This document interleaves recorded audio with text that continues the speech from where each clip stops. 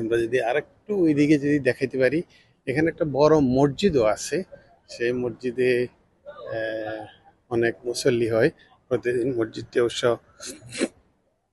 সংস্কার আহ, করছেন, এটা অনেক বড় মসজিদ হিসেবে আহ, রূপান্তরিত হবে। তো আমি যদি দেখাতে পারি,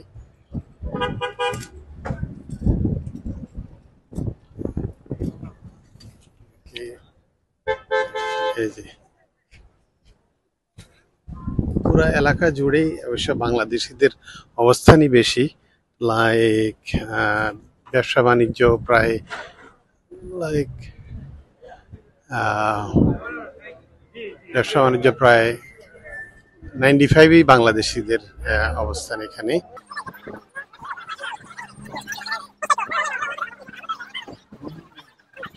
আঙ্কেল সালাম আলাইকুম, আপনি কি ব্রঞ্চে থাকেন? জি। কত বছর ধরে থাকেন? কত? 2.5 বছর। 2.5 বছর। কেমন লাগতেছে? কেমন লাগবে এখান বাঙালি ভাড়ায় আইলে একটু ভালো আর কি, অনেক ভালো আর কি। ভালো লাগে। এখানে তো বাংলাদেশি দেখতেছি যে অনেক বেশি। অনেক বেশি, হ্যাঁ। বাঙালিরা আসে, সবাই একটু আসে, নামাজ কালাম পড়ে একত্রে, এই সময়টা কাটে আর কি। আচ্ছা, থ্যাংক ইউ। আচ্ছা, ধন্যবাদ। আমি এখন ব্রঞ্চ এলাকায় আছি।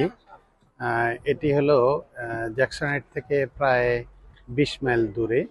প্রায় 1 লাখ বাংলাদেশিদের এখানে বসবাস, 1 লাখেরও বেশি হবে। সো এটি মনে হবে যে একেবারে মানে বাংলাদেশের আদলেই এই ব্রঞ্চটি।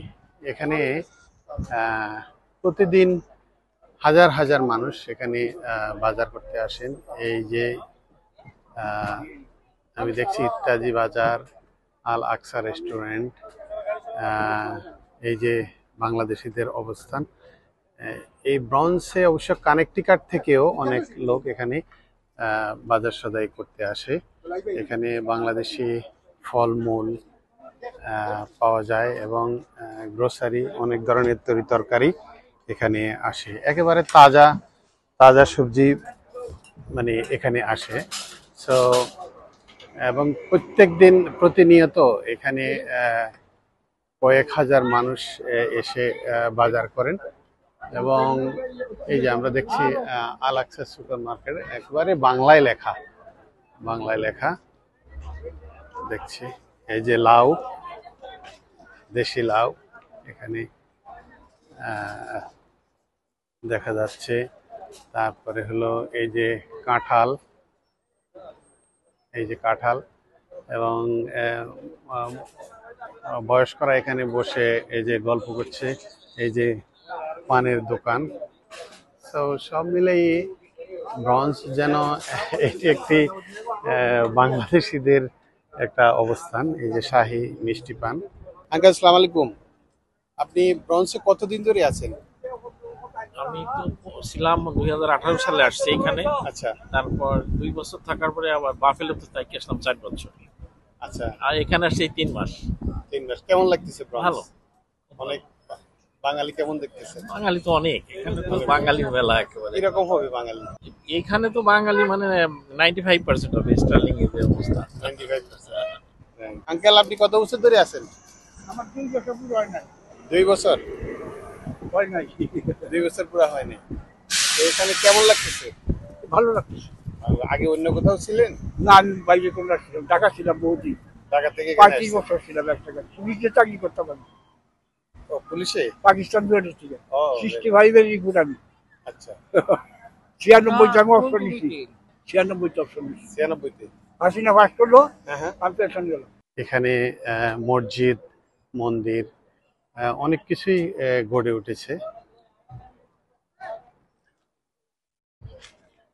বাঙালিদের যে নিত্য প্রয়োজনীয় যা যা দরকার এখানে সবকিছুই পাওয়া যায়। সো এখানে অবশ্য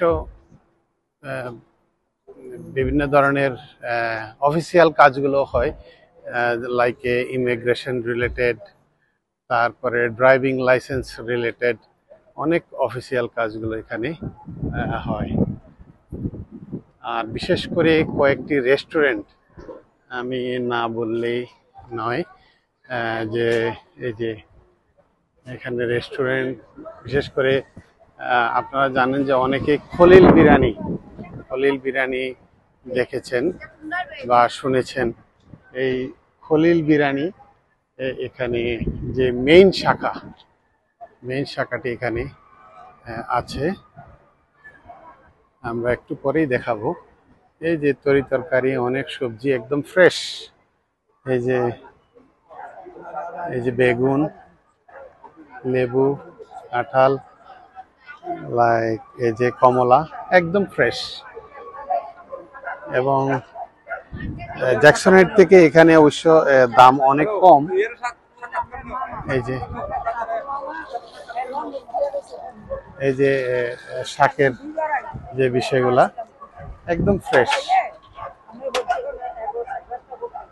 একদম ফ্রেশ। এই যে ব্রঞ্জ অনেক অনেক দেখা যাচ্ছে।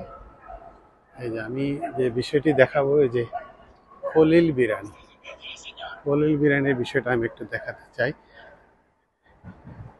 এই যে একটা হালাল রেস্টুরেন্টের বিষয়, এখানে হালালের কদরটা বেশি। বাংলাদেশে হয়তো সবাই হালাল ভাবে জবাই করে, এখানে কিন্তু স্পেসিফিক সার্টিফিকেট নিতে হয় যে হালালের বিষয়টি। এই যে খলিল বিরিয়ানি,